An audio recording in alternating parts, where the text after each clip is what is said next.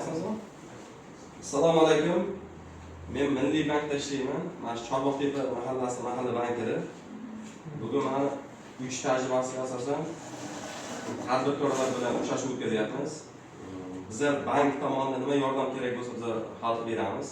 Kredit masalalari bo'yicha ko'proq.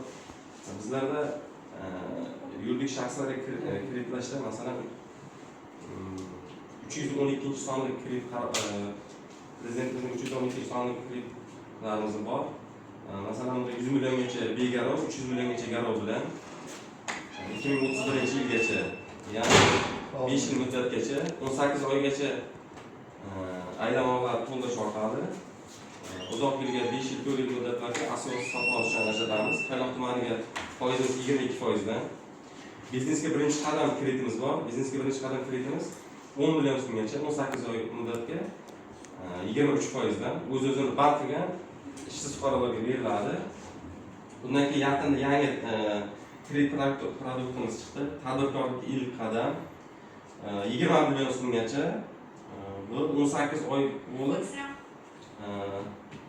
kredit foiz stavkasi Markaziy bank stavkasi 1%, ya'ni 15%.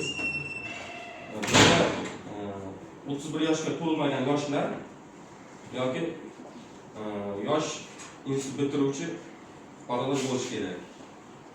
Biron kimda savol bormi? Kredit bo'yicha? Menda bor. Men shu Chorvoq bo'yicha kredit olmoqchi edimda. Qurbonim Shamoz. Chorvoq bo'yicha. Kim familiyasi? Qurbonim Shamoz. Qana kredit? Shu Chorvoq bo'yicha, qo'y bo'yicha. Nech pul? 10 million bo'lsa biznesga birinchi qadam qilib bera olamiz sizga. Yozib olib, tarixlaringizni tekshirib. Sana degan bor chaqirib, shu kirsa